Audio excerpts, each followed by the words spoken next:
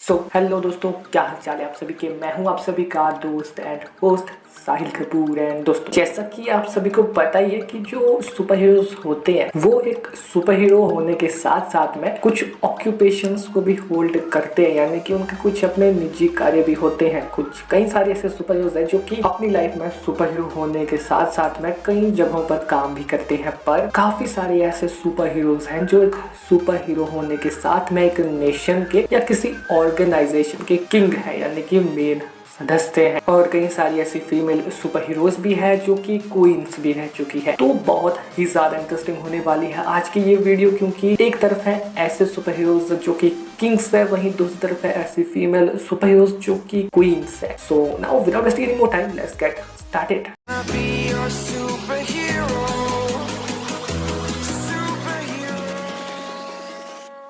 दोस्तों, वीडियो में आगे बढ़ने से पहले जैसा कि आप सभी को पता है कि मेरी आप सभी से सिर्फ एक ही रिक्वेस्ट रहती है कि अगर आपने अभी तक चैनल को सब्सक्राइब नहीं किया तो यह कर देना। साथ में जो बेल आइकन दिख रहा है ना, उस पर प्रेस करके ऑल पे सेलेक्ट कर देना अगर ऑलरेडी सब कुछ कर लिया है। So thanks. नाउ अब बात करते हैं बैटल की। सबसे पहले तो मैं आपको बताना चाहूंगा कि जो यहाँ पर टीम किंग्स है उसमें आते हैं black panther, Aquaman, Thor, black Adam and नेमोर the submariner. वहीं जो टीम क्वींस है उसमें आती है वंडर वुमन, मेरा, स्टॉर्म, ज़टाना एंड गेस करो व्हाट, ब्लैक विडो। अब हाँ, यहाँ पर काफी सारे ऐसे किरदार हैं जिनका नाम सुनकर आपको ये लग रहा होगा कि यार ये कैसे आ सकते हैं, पर वेट करो, आगे चलकर आपके सभी कंफ्यूजन दूर होने वाले हैं। सो नाउ शुरुआत करते हैं हमारी फर्स्ट बैटल से, जो कि यहाँ पर होने जा रही है black panther versus black window के बीच में। तो जैसा कि हम सभी को पता है कि जो ब्लैक पैंथर है कि किंग टिचाला, वो वकांडा नेशन के किंग है, और साथ ही में वकांडा में पाया जाने वाला एक मेटल यानी कि वाइब्रेनियम उनको पावर्स प्रोवाइड करता है। एंड साथ ही में वो उनका एक रेयर ईंधन भी है। वो ब्लैक पैंथर का जो सूट है वो भी वाइब्रेनियम से बना है और बेहद ही ज्यादा पावरफुल है, जिसकी मदद से वो अपने आप को मतलब एक बहुत ज्यादा पावरफुल सुपर हीरो साबित कर चुके हैं। साथ ही में यहाँ पर जो ब्लैक पैंथर है उनको पावर्स प्रोवाइड करता है एक वाइब्रेनियम धातु की, एक प्रकार से वो जड़ी बूटी है, एक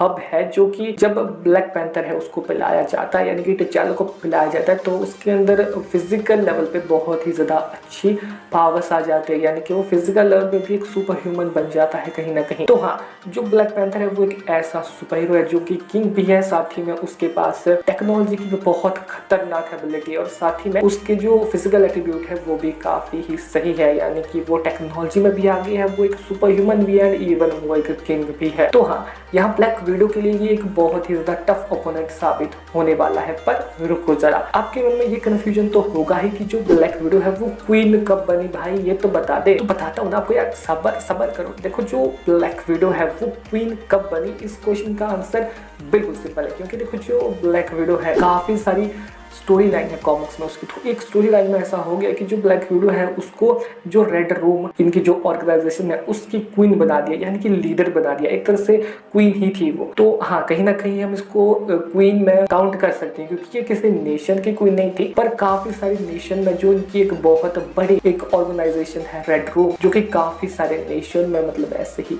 घुसपैठ वगैरह करती है, उसकी ये लीडर रह चुकी है, एक तरह से क्वीन रह चुकी है रेड रूम प्रोजेक्ट में। जो सभी जो लोग होते हैं उसमें उन सभी के टॉप पर रह चुकी है। सो नाउ अगर इन दोनों में बैटल होती है तो कौन जीतेगा और कौन हारेगा, इसका आंसर देखो बिल्कुल क्लियर है कि यहाँ पर जो ब्लैक पैंथर है वो इस बैटल को इजीली नहीं बट विन कर जाएगा, क्योंकि हाँ, जो ये वाली ब्लैक विडो का वर्जन है ये क्वीन ऐसे ही नहीं बनी है, इसने काफी सारे अपने टफ से टफ ओपोनेंट का सामना किया और इस लेवल पर आई है। और इस लेवल पर आने के बाद अब ये मतलब इस लेवल पर पहुंचना ही अपने आप में बहुत बड़ी बात है। तो कहीं ना कहीं ये वाली जो ब्लैक विडो का वर्जन है ये एक्सपीरियंस बहुत ज्यादा होगा, टेक में बहुत एडवांस है, और ऑब्वियसली एक असैसिन लेवल की स्पाई तो ये है ही, तो उसके पास टैक्टिक्स एंड प्लानिंग की स्ट्रेटजी भी बहुत सारी होने वाली है। पर देखो, जो ब्लैक पैंथर है वो बेशक कहीं ना कहीं अगर इससे टैक्टिक्स में पीछे हो जाए तो टेक्नोलॉजी में इससे काफ़ी एडवांस है, क्योंकि बेशक जो ब्लैक विडो का ये वर्जन है ये रेड रूम की क्वीन है, पर इसके पास कोई वाइब्रेनियम की एडवांटेज नहीं है, और ना ही कोई ऐसा मेटल है इसके पास, ना ही कोई ऐसा वेपन है जो वाइब्रेनियम को ब्रेक कर सके। तो कहीं ना कहीं इसके पास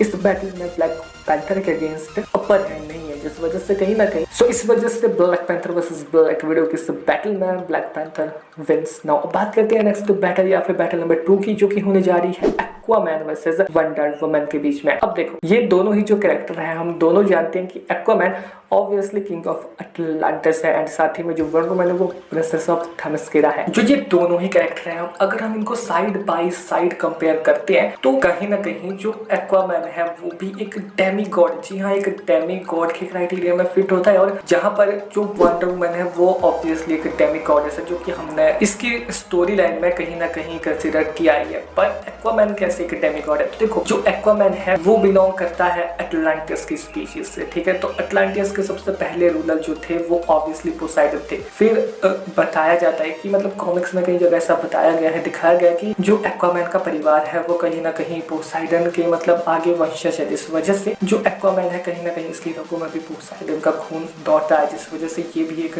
डेमी गॉड हुआ। तो कहीं ना कहीं इन दोनों की पावर लेवल बहुत ज्यादा इक्वल है, और ये हमें इन दो ये जो जब फाइट करते हैं तब भी देखने को मिलता है, क्योंकि देखो सुपरमैन के अगेंस्ट इन दोनों ने बराबरी की टक्कर दी थी ऑलमोस्ट। और साथ ही में यहाँ पर जो एक्वामैन है वो अंडर वाटर ज्यादा पावरफुल है। अगर ये बैटल किसी भी तरीके से अंडर वाटर हो गई तो देखो अंडर वाटर में स्पीड बहुत ज़्यादा हो जाएगी एक्वामैन की, वंडर वुमन के मुकाबले में एडवांटेजेस बहुत ज़्यादा होने वाली है। या किसी ऐसी जगह में ये बैटल होती है जहाँ मतलब जो जगह पानी से घिरी हुई है, बेशक वो धरती पर बैटल हो रही है बट आसपास समुद्र निकट ही है, तब भी यहाँ एक्वामैन के जीतने के ज़्यादा चांसेस है। पर अगर ये बैटल एक ऐसी जगह होती है जहाँ पर दूर दूर तक समुद्र या नदी का नामो निशान तक नहीं है, कोई समुद्री जीव तक नहीं है, तो यहाँ जो वंडर वुमन है वो ज़्यादा एडवांटेज में रहेगी। क्योंकि देखो इनलैंड बैटल में अगर बात करें, यानी कि भूमि में अगर बैटल होती है, इन दोनों की जमीन पर बैटल होती है, तो उसमें वंडर वुमन के पास ज्यादा चांसेस है विन करने के। तो कहीं ना कहीं एक्वामैन एंड वंडर वुमन की जब आपस में बैटल होगी, एक एक पॉसिबिलिटी दोनों के पास है एक एक सिनेरियो में विन करने की। तो ऐसा ही होगा कि 10 में से 5 बार एक्वामैन जीतेगा, 10 में से 5 बार वंडर वुमन जीतेगी। बट अगर आपको इसका क्लियर आंसर बताना है तो आप बता सकते हैं कमेंट बॉक्स में। इस बैटल को पीपल्स चॉइस पर रखते हैं, पर वेट करो अभी, क्योंकि देखो एक्वामैन वर्सेस वंडर वुमन की बैटल तो टाई होगी, पीपल्स चॉइस पे होगी, आप बता दो कमेंट बॉक्स में। बट आगे बहुत बहुत खतरनाक बैटल्स है, जैसे कि नेक्स्ट ही बैटल ले ले हम, जो कि होने जा रही है थॉर वर्सेस द ज़टाना के बीच में। अब देखो थॉर वर्सेस ज़टाना जो है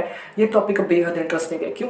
क्योंकि देखो यहाँ जो थॉर है वो कुछ हद तक हल्की सी मैजिकल एबिलिटीज को यूज कर पाता है, पर यहाँ पर जो ज़टाना है वो बताया जाता है उसके बारे में कि काफी सारी ऐसी स्टोरी लाइन्स है कि वो उसमें मैजिकल रेल्म्स ऑफ फेरीज की क्वीन रह चुकी है, जिस वजह से इन दोनों की बैटल काफी टक्कर की, क्योंकि एक तरफ है किंग ऑफ एस्गार्ड तो वहीं एक तरफ है queen of the magical realm of fairies. So यहाँ बात कुछ ऐसी है कि इस बैटल का जो आउटकम है वो वेरियस फैक्टर्स पर निर्भर करता है, जैसे कि इन दोनों की बैटल किस जगह पर होगी, या फिर हम यहाँ पर किस वर्जन के अगेंस्ट भिड़ा रहे हैं, यानी कि यहाँ पर जो थॉर है उसका कौन सा वर्जन है एंड ज़टाना का कौन सा वर्जन है। तो ज़टाना का तो वर्जन मैंने बता दिया आपको कि क्वीन वाला है, पर यहाँ जो थॉर है उसका एमसीयू वाले वर्जन की बात कर रहा हूँ, ठीक है। थॉर का एमसीयू वाला वर्जन भी कोई मजाक में मत लेना उसको, ठीक है, क्योंकि जो थॉर का एमसीयू वाला वर्जन है वो भी एक बहुत पावरफुल एस्गार्डियन गॉड है, गॉड ऑफ थंडर, एंड जो पोजेस करता है super human strength, endurance and ability to control lightning. And साथ ही में थॉर के पास जो उसका एन्चांटेड म्यूनिर है उसको मत भूलो, वो भी कितना ज्यादा ताकतवर है, किसी भी नॉर्मल ह्यूमन को वो कितना पावरफुल बना देता है, ये मत भूलो। और साथ ही में जो थॉर है उसके पास टोम ब्रेकर जैसा पावरफुल वेपन भी है, जो कि और भी ज्यादा खतरनाक एबिलिटीज प्रोवाइड कर देता है थॉर को। साथ ही में जो थॉर है वो हाईली स्किल्ड वॉरियर है, जो कि सेंचुरीज का एक्सपीरियंस होल्ड करता है, कई सदियों का अनुभव है उसके पास वॉर का, कॉम्बैट्स का। बट वहीं अगर ज़टाना की बात करें, बेशक ज़टाना का यहाँ क्वीन वाला वर्जन लिया है, बट फिर भी जो ज़टाना है वो फिजिकली उतने अच्छे एट्रीब्यूट्स को होल्ड नहीं करती जितने की एमसीयू वाले थॉर के है। साथ ही में जो ज़टाना का यहाँ ये वर्जन है, इसकी एबिलिटी क्या है, इसके पास जो एडवांटेजेस है वो ये है कि ये एक पावरफुल सॉर्सरस है, जो कि नोन की जाती है, मतलब जानी जाती है, इसने जो महारत हासिल की है इसके मैजिक में और स्पेल कास्टिंग में, इसके लिए प्रचलित भी है कॉमिक्स में। साथ ही में जो ज़टाना है ये मैनिपुलेट कर सकती है रियलिटी को। अब इसको ऐसे समझो कि जो ये वाली ज़टाना का वर्जन है वो वांडा एके स्कारलेट विच जितना पावरफुल है। साथ ही में यहाँ पर जो ये वाला ज़टाना का वर्जन है वो कास्ट कर सकता है पावरफुल स्पेल्स को। तो ये वाला जो ज़टाना का क्वीन वर्जन है वो कहीं ना कहीं उस वांडा एके स्कारलेट विच के मुकाबले में कुछ ज़्यादा पावरफुल एबिलिटीज को होल्ड करता है। इवन उसके वर्जन जो वांडा का स्कारलेट विच वाला वर्जन है उसको सरपास कर जाता है। इन दोनों में अगर यहाँ पर बैटल होती है तो ये क्लियर सी बात है कि physical strength, durability and lightning blast जैसे पावरफुल अटैक्स करके जो यहाँ पर थॉर है वो ज़टाना को बहुत ही दिक्कत देने वाला है। पर जो ज़टाना है वो अपनी मैजिकल एबिलिटीज जो कि साथ ही में इंक्लूड है उसके पास reality warping and spell casting जैसी पावरफुल एबिलिटीज, इसकी मदद से जो ज़टाना है वो भी बेहद पावरफुल बन जाती है यहाँ पर। हाँ, जो एमसी वाला थॉर है वो कुछ हद तक टक्कर दे देगा यहाँ ज़टाना को काफ़ी हद तक। पर देखो ये वाला जो वर्जन है ज़टाना का, ये कॉमिक्स वाला है और वो भी ज़टाना का one of the most powerful version. तो हाँ, इस बैटल में इस ज़टाना के ज़्यादा जीतने के चांसेस है। सो ओवरऑल थॉर का एमसी वाला वर्जन वर्सेस ज़टाना का queen of the magical rainbow fairies वाला वर्जन, इसमें जीता है ज़टाना।